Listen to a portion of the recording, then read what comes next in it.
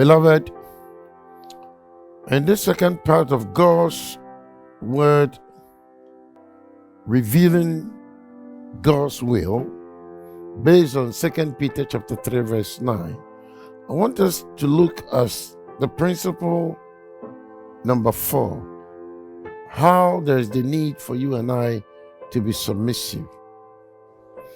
God's will also covers being submissive. No, this doesn't mean only the wives. I'm talking about Peter's teaching, which advises everyone to submit yourselves to every ordinance of man for the Lord's sake, whether to the king as supreme, or to governors, or to those who are sent by him, for the punishment of evildoers, for the praise of those who do good.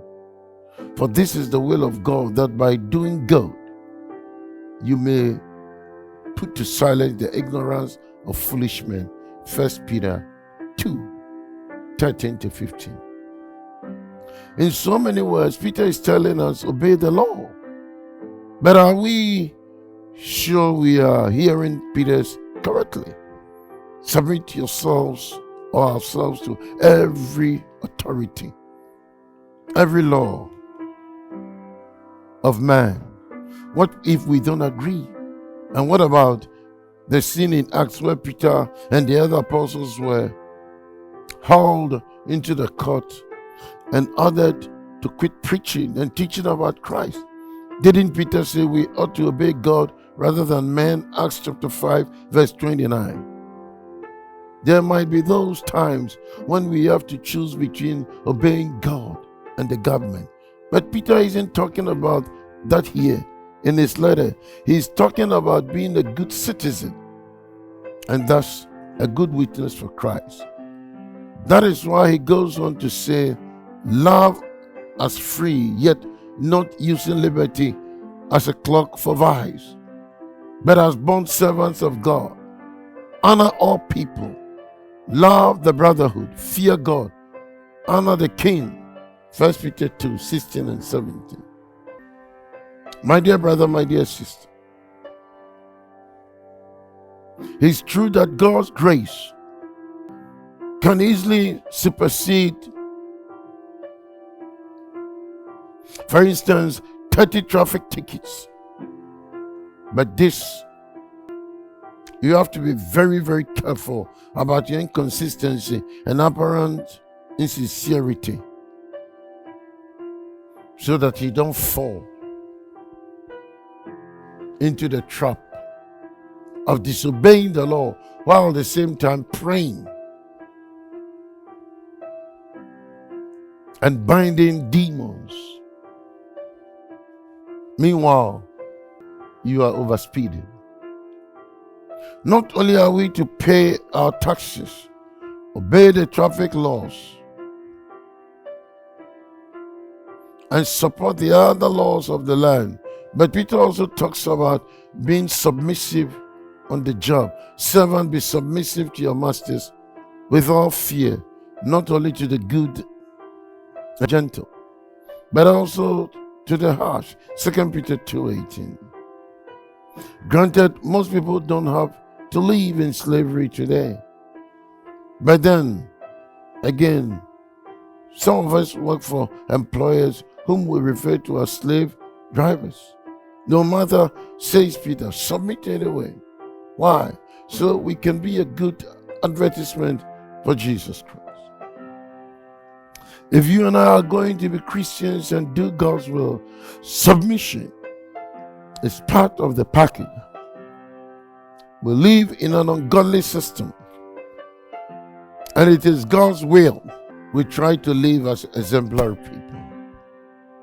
That not only includes obeying laws and obeying employers, it also includes, Peter says, showing respect to everyone.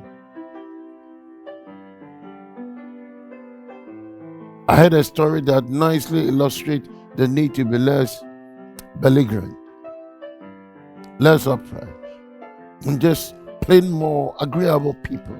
It seems this Christian fellow was driving along the street when someone pulled up behind him and started pounding on his horn.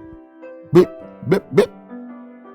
Apparently, our Christian friend wasn't driving all that fast, and he probably thought he had some impatient jerk behind him who wanted to get by.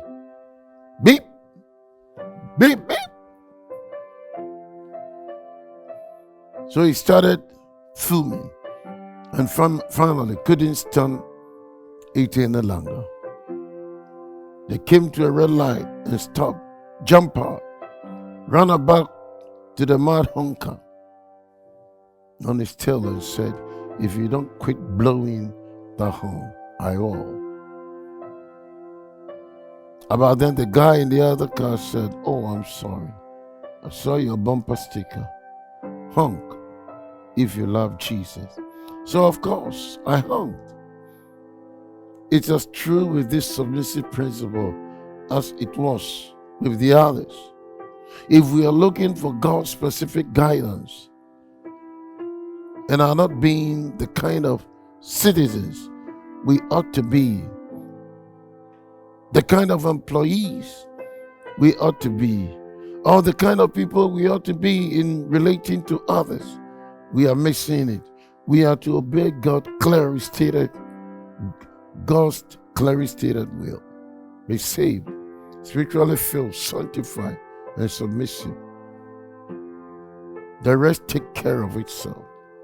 Then principle number 5, suffer for Christ's sake.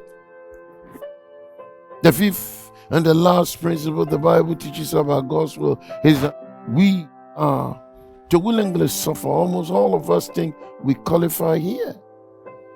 All of us think we have to suffer through the indignities someone puts us through. Whether the person is it's our mother-in-law, our kids, or whoever, or even our neighbor. Peter, however, wasn't writing about our everyday discomforts and frustrations in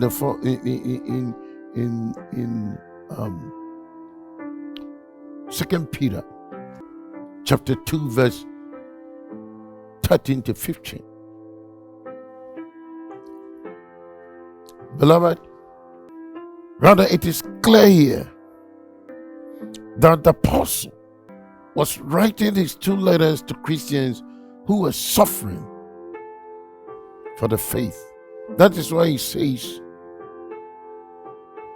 in 1 Peter chapter 4, 12 to 16 and 19, he says, "Behold, do not think it strange concerning the very trial which is to try you, as though some strange thing happened to you, but rejoice to the extent that you partake of Christ's suffering, that when his glory is revealed, you may also be glad with exceeding joy. If you are reproached for the name of Christ, blessed are you, for the Spirit of glory and of God rest upon you. On their part, he is blasphemed, but on your part is glorified.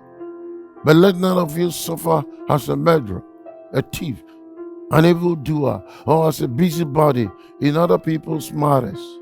Yet, if anyone suffers as a Christian, let him not be ashamed, but let him glorify God in this manner.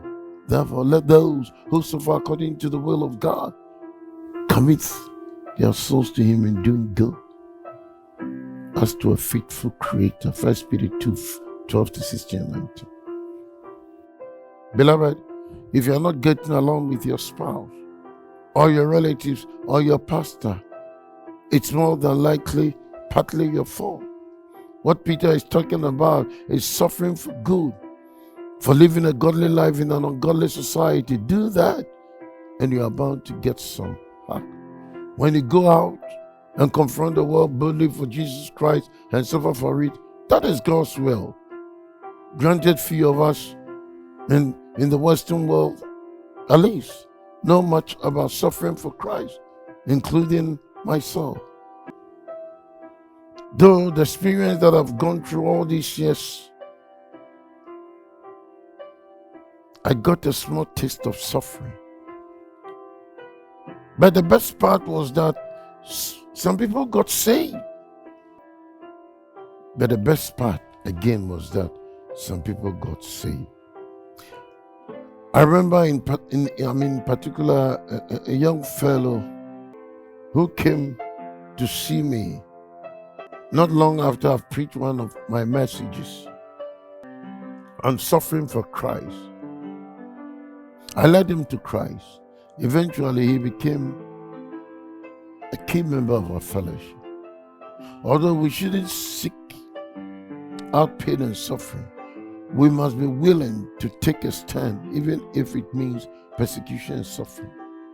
The Spirit and glory of God will will rest on us in the midst of our suffering. My dear brother, my dear sister, in summing up, there's a lot of concern and confusion about God's will. But it doesn't remain a mystery. God's will is not lost. Neither it is brass ring that some people catch and others miss. But in the end, it really doesn't matter. There are many good formulas and systems for learning God's will. But the best system is simply reading the Bible and finding out what it teaches about God's will. He wants us to be saved, 2 Peter 3:9. He wants us to be spirit-filled, Ephesians 5:15-18.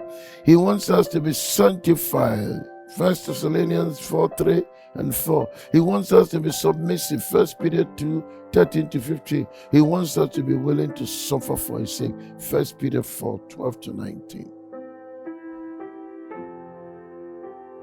About now, you might be saying, all these biblical principles are fine, but they are general. What about taking a new job, picking a mate, buying a new car or house, and the $1 million other decisions that involve your Christian walk and testimony? Well, I got one other principle for doing God's will, and it may sound too good to be true. If you are saved, spirit-filled, sanctified, submissive, and willing to suffer, do whatever you want. Whatever you want. That's right. If you're obeying God's will in the 5 areas discussed, my dear brother, my dear sister, God is already controlling your wants, your needs, and your desires. He's at work in you, both to will and to do for the good pleasure, for his good pleasure. Philippians 2:13. If you delight in the Lord, he will give you the desires of your heart. Psalm 37:4, because they will be his desires for you. God bless you and have a wonderful day.